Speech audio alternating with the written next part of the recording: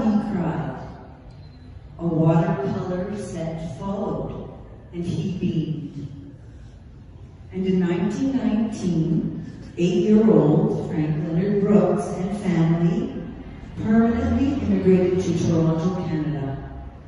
Life was difficult at that time, as young Leonard was bullied and beaten in the schoolyard.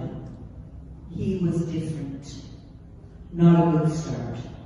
However, by 14 years of age, the family moved up to North Bay, where his father got transferred as a Canadian National Railway clerk.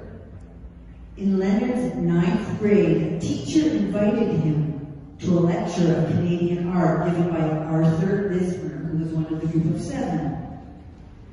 In Arthur's words, "This vast, magnificent land, look around you, those rocks, snow, pine trees.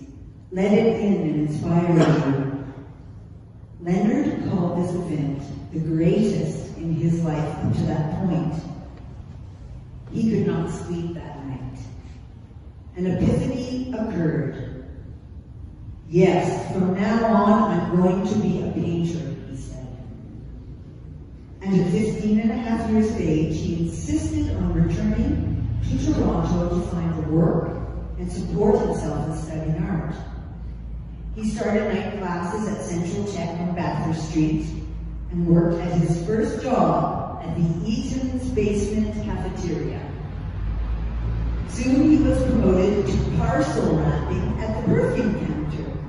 Imagine all that brown paper to sketch and draw on. Well, he did, and he got busted by the department manager, who then brought attention to the director of Eaton's. But instead of being fired, he got promoted to the advertising department, which then led him to winning an Eaton's employee art competition and receiving an Ontario College of Art scholarship for night classes. The fates seemed to conspire. He went back to North Bay in the summer of 1929, he was 18 years old, to work on the construction of the Trans-Canada Highway because the salary was $25 a week. He saved enough money to resign his position at Eaton's, and he studied full-time at OCA, rubbing shoulders with all of the group of 7 on faculty. He was only able to study for 6 months before the Wall Street crash occurred, 1929, October 29, which ushered in the Great Depression. He did his best to paint, write, and play music, but funds were scarce, even with work at Eaton's. So Leonard and a college friend decided, in their words, "Better to be starving artists in Europe and get some life experience under our belts." So off they went. They paid $10 each for the privilege of tending cattle on the ship called the Manchester Citizen. It was a 13-day transatlantic crossing.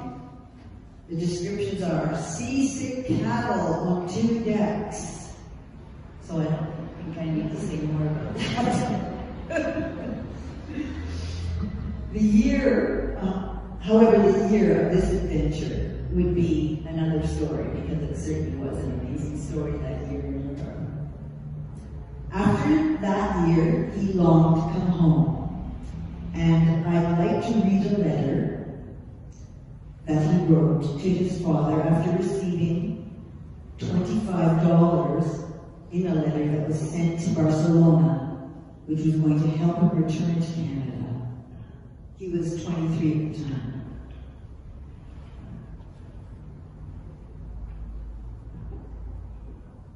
"I am a self-centered person, but Dad, it's a lone game and the stakes are high, and I'm playing them to the limit.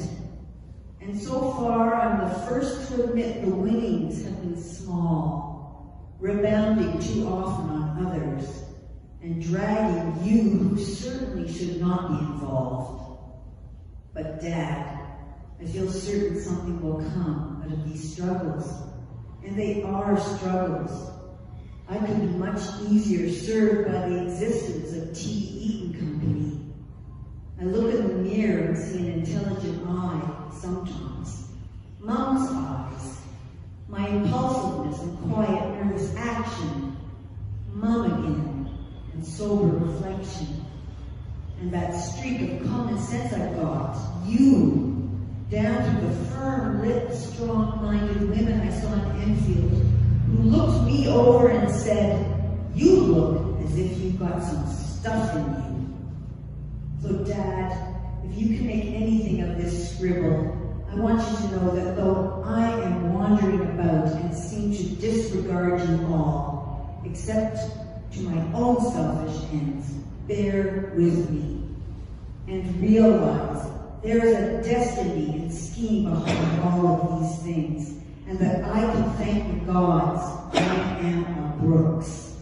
And perhaps someday can make that name mean something more than it is now, and reward ourselves at the same time for a few of the comforts of life and the security so elusive that I cannot get while I am so young in this game.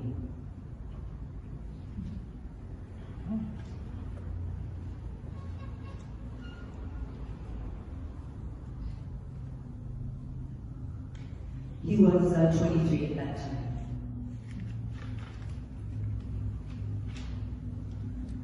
On his return to Toronto, he met the lovely Riva Silverman.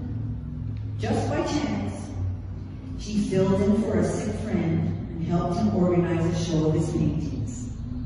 And in this same year, the world was captivated by the birth of the Dion Quintuplets. Leonard went up to North Bay and painted a watercolor of their home. That was eventually sold and reproduced by a Mr. Vincent of the Vincent and Hughes Framing Company on Yonge Street. It was distributed worldwide, but none of the profits went to Leonard. And it was a hard blow when he realized the scale of the event. In 1935, he married Riva. Riva, who loved education, poetry, music, philosophy, also quit school at the age of 15 and moved out on her own. She took a job with Rogers Radio Tubes and worked as a secretary to the vice president for 10 years at a salary of $18 a week. Leonard continued to paint and exhibit and had some success. Once, while visiting his parents' home in North Bay, he wrote an article for the North Bay Nugget in which he expressed his gratitude.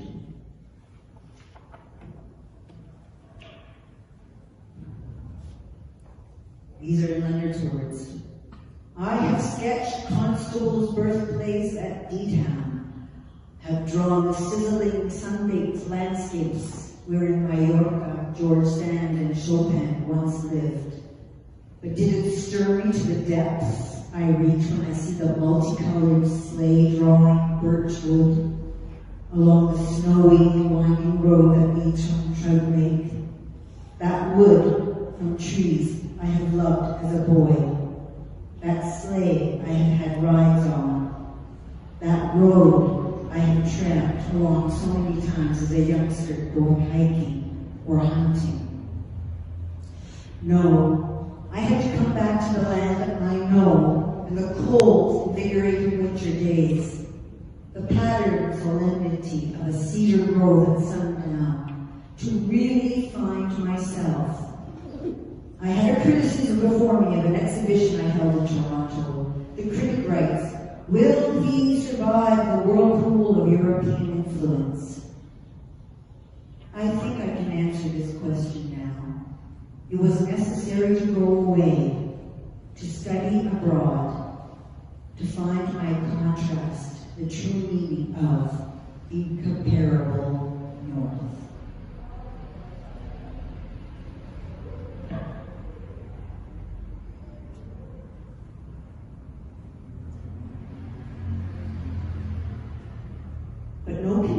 artist during their time could live solely from the sales of his or her works, not even a group of 7.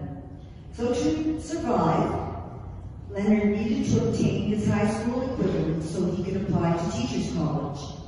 He pleaded his case before the board in his voice. "Gentlemen, give me a test. You'll see that I have in my own way acquired an education in Europe that no high school could ever give me." And it was granted.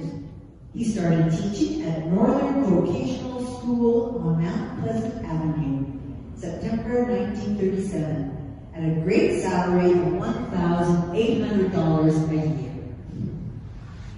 This year also was a turning point for his artistic career, with many successful exhibitions.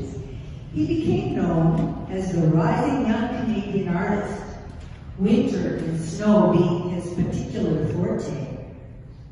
Friendships blossomed with well-known poets such as Earl Burney, musicians Naomi and John Adaskin, artists A.Y. Jackson, Frederick Varley, Fred Taylor, York Wilson. He also became a member of many major art societies, gaining momentum and recognition. These were very good times. And then the Second World War began. Leonard stayed actively involved with the war effort at Northern Vocational until 1943, when he enlisted in the Navy as a petty officer. He started off designing sets for Navy shows that were traveling across the country for morale. This proved to be very distressing for him because all he wanted to do was paint. He even risked a court-martial by quitting the Navy show and forced some tickets in Winnipeg. But with his feisty determination, he got his commission and became an official war artist, eventually credited with 113 works in 9 months. Riva was, of course, devastated that her husband was gone for so long, but she did her part as a secretary in a provincial government wartime office at Queen's Park in Toronto. But with Leonard away, their good friend, Frederick Varley, one of the group of 7, asked Riva if he could stay in the guest room at their home at 39 Boswell Avenue, Toronto. She consulted Leonard, and Leonard agreed. Leonard really liked Varley very much. They became very good friends. But given Varley's well-deserved reputation as a womanizer, Riva took her own precautions. She locked the door of her bedroom and asked her youngest brother, David, who was only 16 years old, to move in as a chaperone. Riva commented, these are her words, "Varley did his best to seduce me. Long talks, alcohol, flowers, playing moody tunes on the piano. But I had my own ideas, and I would have none of it." Varley did a charcoal sketch portrait of Riva on brown paper. He borrowed her lipstick to color her cheeks and a scarf in the sketch. More than a half a century later, the sketch would hang on the wall over her head here in San Miguel. And a little aside here, the reason why it took so long for that portrait to hang on her wall was because that portrait lived in my house in Toronto. I saw it every day of my life, walking down the stairs from my second floor bedroom.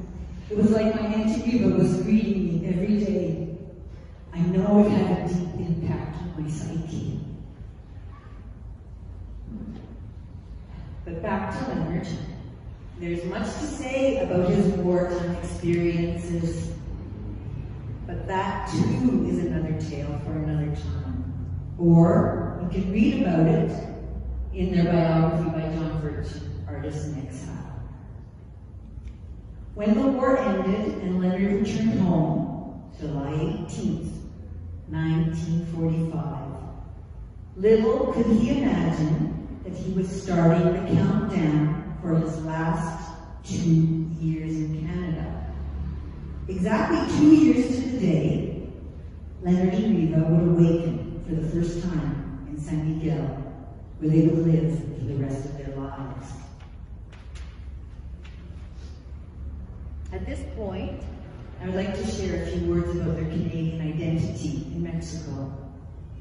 They were very proud and connected to their Canadian roots.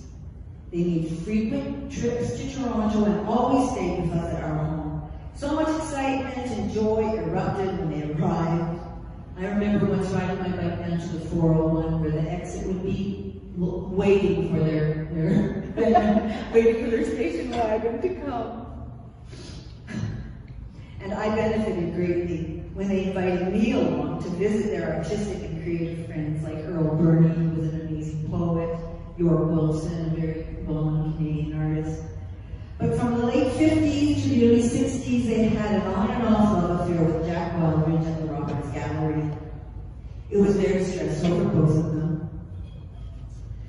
But because Leonard's Mexican-inspired paintings were not very popular for the Canadian art scene at that time, and that made sense. In 1983, however, at the Roberts Gallery, he had his final one-man show, which was hugely successful. Their worldwide exhibitions, solo and joint, filled 4 full pages of this biography book. Leonard and Riva were instrumental in attracting thousands of Canadians and American artists, writers, and musicians to San Miguel. And the magic of this place, the magic of San Miguel, I think it speaks for itself. If you are here, it has probably touched you somewhere. I would like to close with the words of David Winfield, the Canadian ambassador in 1992. The quote is also in the last gallery. The art of Leonard and Riva Brooks is undoubtedly one of the pillars of Canadian art, inspired by Mexico, that has most influenced the latest generation of artists, whose lines of creation are based on this bridge which unites our peoples by terms so distinct and so similar. Their contribution to the arts in Canada and Mexico is a lesson for all of us who wish to broaden all possible levels of exchange and mutual understanding. So thank you very much for coming.